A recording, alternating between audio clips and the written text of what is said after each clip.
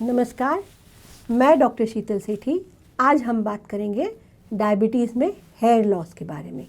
Hair loss या बाल झड़ना या बाल कमज़ोर होना, बाल टूटना, ये कंडीशन डायबिटीज़ में कितनी होती है।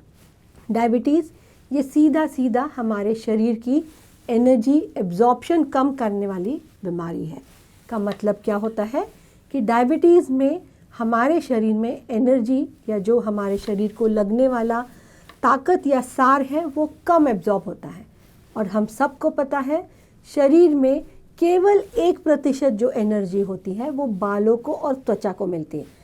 सीधा मतलब क्या हो गया कि डायबिटीज़ में हमारे बालों को पोषण कम मिलता है, ज़रूरत से बहुत ज़्यादा कम मिलता है, कई बार तो मिलता ही नहीं है।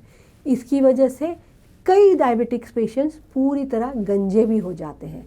आपने यदि देखा होगा कि डायबिटिक पेशेंट्स के बच्चों में अर्ली बाल्डनेस यानी गंजापन बहुत आसानी से हो जाता है, मतलब ये जेनेटिक भी हो सकता है। हेयर लॉस का सबसे मुख्य कारण क्या होता है डायबिटिक्स में? B12, D3 की डेफिशिएंसी। जहाँ B12, D3 हमारा गया, बाल झड़ना, बाल टूटना, बाल पतले होना, गंजापन आना, ये बहुत कॉमन है। इसके अलावा शरीर में सही से पोषण ही नहीं मिलता।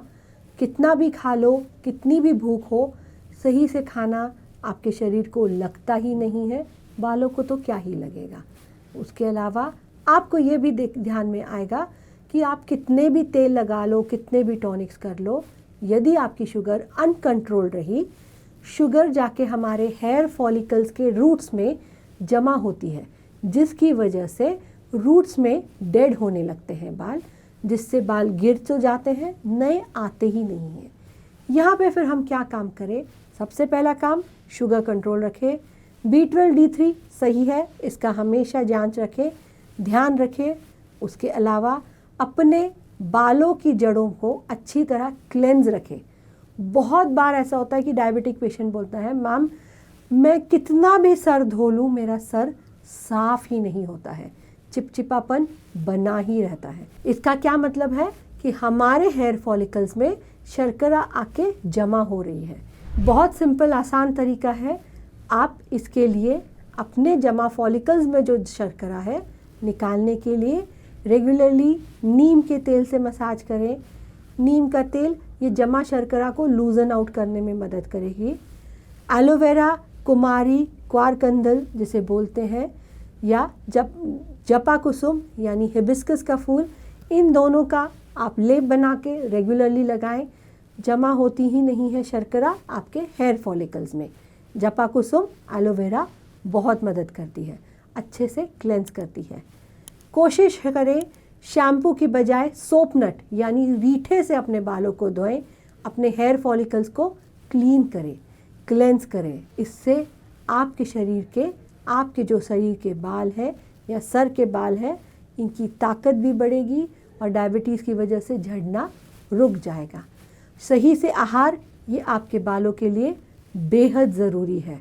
सही मात्रा में, सही समय पे खाना, सही मात्रा में आपने सोना। सही मात्रा का सोने का मतलब है सही समय पे सोना, सही प्रमाण में। कई बार क्या होता है डायबिटिक्स या तो बहुत कम सोते हैं, कई बार बहुत ज़्यादा सोते हैं। ओवर स्लीप ये भी एक कंडीशन होती है बालों के झड़ने की। बाल बहुत मैले होने ना दे, खुले ना रखें। इसके अलावा बालों में हर बार चिपचिपापन या बहुत तेल भी ना रखें। शैम्पूज़ बहुत ओवर यूज़ ना करें। स्काल्प क्लीन हो रहा है, क्लीन रह रहा है, इस पर ज़रूर काम करें। इसके अलावा हमें ये याद रखना है 4 चीज़ें।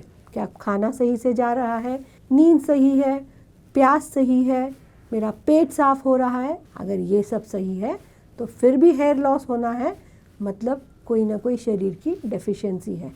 चेक कराएं, डेफिशिएंसी पे काम करें, हेयर लॉस पे काम अपने आप होगा ही होगा। हेयर लॉस या झड़ना और उसके अलावा टूटना, ये 2 चीज़ें हो जाती हैं।